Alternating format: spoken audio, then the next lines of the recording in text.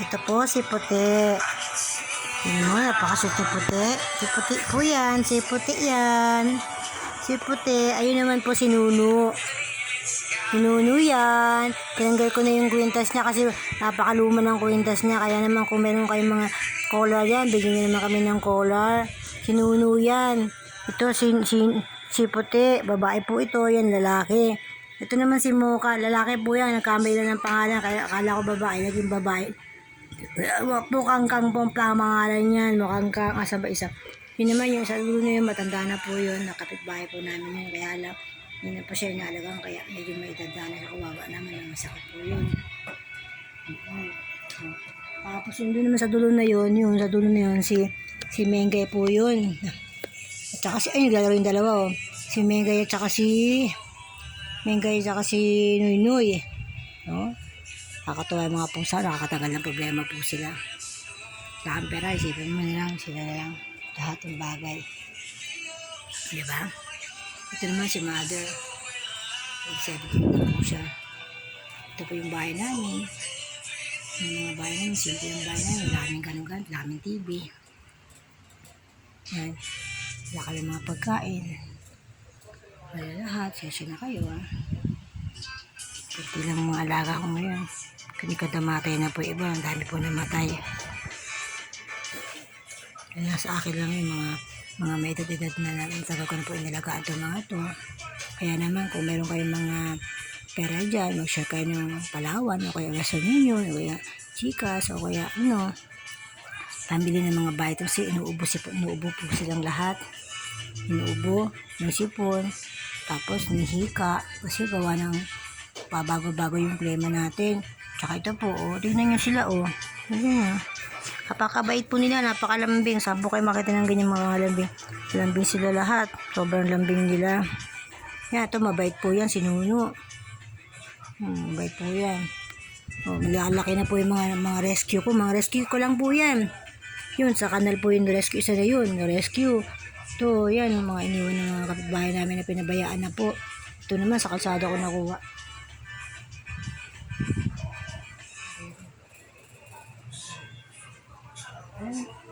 Alam niyo po ba, pag nagkukuha kayo ng pusa, swerte po sa buhay yan. Tsaka malalaan ng Panginoon na ano kayo, na pinagpala kayo ng Panginoon kasi alaga niyo ang mga creation ng Lord. Tsaka yun po yung isa niya na pinakamabait kong pusang yan, tahimik yan. Si Mengay, mga pangalan po nila pang babae kasi akala namin babae.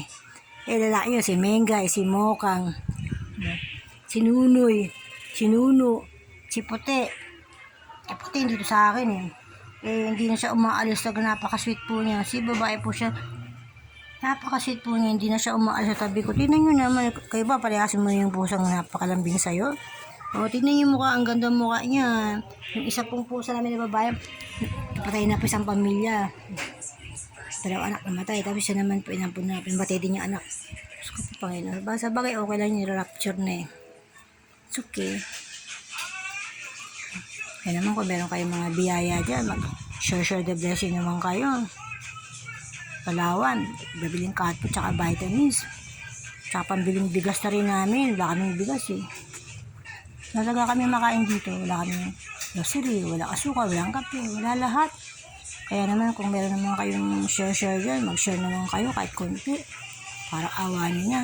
Tsaka alam ko naman, pag nagsishare kayo ng grasya, share sa blessing naman yung maputo sa bawat isa sa atin, sa inyo din. The more you give, the more you get, diba? And we pray about it. And God can provide for everything of us. Kaya sa araw na ito yung bahay namin, simple lang. Hindi aming bahay, nakikitira lang kami dito. Actually, wala nga kaming bahay. Tagapaglinis na kami, tagapag-alaga ng bahay na to. Kaya naman sa araw na ito, kung meron kayong matutulong mga pera dyan, perahan nyo na lang. Babili kami ng cat food, vitamins, bigas, grocery. At kung napanood nyo naman itong mga sa ibang bansa, kung sino nakapanood nito, ipalawan nyo na lang, o Western Union. Tapos PM na lang po sa address, tsaka sa pag-uusap natin. Awa niya, tulong niya na po sa pusa namin. Tingnan yung pusa namin, si Nuno yan. Mababait po yung pusa namin dito, mga turuan po siya. Hindi po sila yung mga pusang mga bastos na nagkakalat. Hindi po wala po kayo makita mga tai dito. Lahat po sila sa CR. Meron pong sa CR po kasi may dustpan doon, tsaka may mga sabon na pinaglabahan, iniipon yun ng pinanghugas na ano nila. May basahan din doon pabunas ng pet nila. Pag tapos nila kasi mihiga sila sa mga ganyan, no? Mihiga sila dyan. May mga basahan po na higaan nila. Yan. Tsaka tong bahay lagi po malis dito kasi humihiga sila dyan. Kaya malinis na malinis po sila kahit di sila naliligo. Kasi hindi sila pwedeng paliguan kasi inuubo nga sila, nisipon. Kawawa kaya sila. Diyos ko po, may mga kati-kati nga sila. Ano yung parang virus na, ayun ko, ano ba yung pangalan ng virus na kalaga sa mga balahibo nila. Ginagawa ko, niyo ko ng langis na may amoxicillin. Awa naman pa yun, gumagaling naman. Pero mas maganda po may vitamins. Baka naman gusto nyo mamigay ng vitamins sa pusa. Hindi po sila nakakatain ng mga treat na pagkain ng pusa. Wala akong pambili, wala akong trabaho. Tsaka number 1 po, kayo hindi wala naman akong asawa. Pangalawa, wala akong trabaho. Ito po si Mukangkang yan, si Muka. Wala akong trabaho jobless ako. Tsaka stroke na po ako. Left side po itong kaliwang paa ko, may diferensya po yan hanggang mula batok pababa. May blood clot kasi ako Na-stroke ako last December Pero praise God, to God be the glory. Nakakalakad pa naman ako. Nakakalakad pa ako, nakakagawa. Kaya kailangan kong gumawa, walang gagawa dito Living alone ako Kasama ako dito na senior pero 90 years old na to, di nito kaya. Everything na may gawa ako, gagawa. Kaya kailangan maging mabuhay at malakas kaya sa awat abag ng Panginoon kaya kami nakakagalaw at nakakasurvive. Thank you nga din na kami sa nagpapakain sa amin na rasyon. Sino-sino na rasyon sa amin dito. Mabuhay lang, makakain lang kung kapitbahay, kung mga ibang kaibigan, nag-rasyon lang kami dito. Kaya kung sino meron dyan na biyaya, mag-share naman kayo. Hindi lang para sa akin, para na lang sa pusa namin. Tutumin nyo na ako, wag lang ang pusa. The more yung man na binibigbigay ko sa pusa, the more din kayo nakakatanggap. Kaya salamat po sa panonood nyo. Salamat po kung meron kayong mga pusong malaki. Share the blessing po. Western Union na lang po kung okay Palawan o Cebuana sa mga Pilipino. Sa mga foreigner naman, just give us in Western Union to help the animals.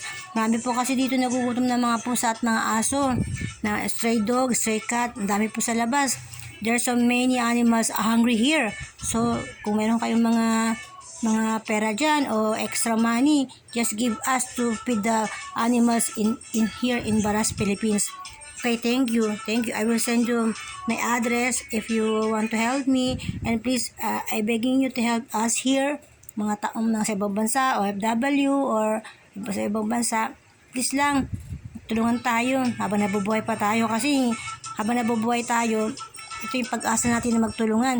Aanin mo yung gamot kung patay ng kabayo, di ba? Kaya kailangan habang buhay pa yung kabayo, abay tulungan natin pakainin ng kabayo ng damo.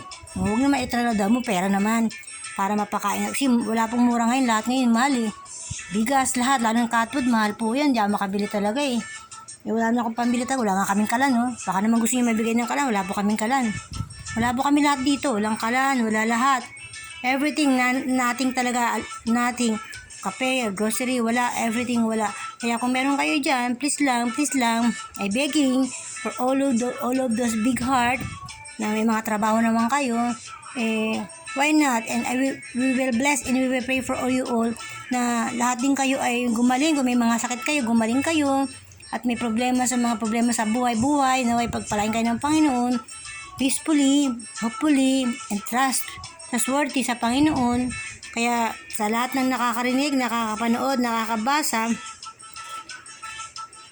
Pilipina po ako na naghahanap ng konting tulong. Bahal sa mga pusa, stroke po ako nahirapan po akong maglakad, matigas po ang kalating katawan ko. Tingnan nyo, wala ka may bigay ng pagkain sa kanila. Laro-laro na lang nila yung kapaligiran, takbo-takbo na lang sila para mabuhay.